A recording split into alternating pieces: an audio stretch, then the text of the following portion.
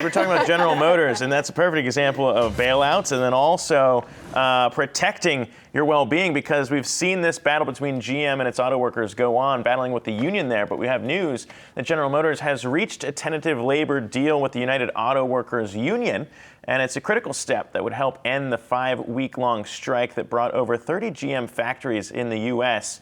to a standstill. Guys, the strike will continue for now because this needs to be approved by the union leadership before Thursday, but a positive development on both these sides. As I mentioned, 5 weeks the strike has gone on so far. Yeah, finally. I mean, we're talking about 48,000 workers on strike. That number is massive.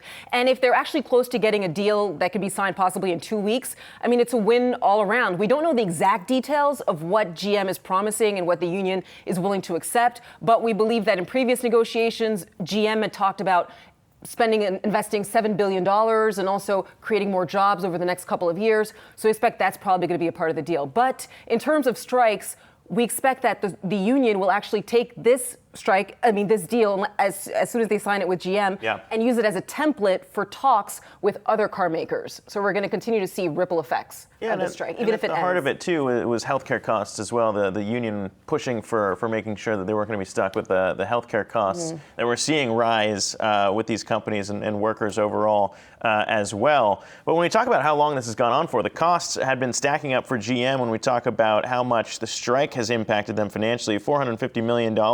And we're talking about weekly costs for that company here when productivity reaches a standstill. And on the flip side, $12 million from the strike fund for UAW workers. So both sides had been feeling the pain. If they do reach a deal, hopefully both sides would be pleased with that, depending on, of course, as you mentioned, Sibile, the details coming out later.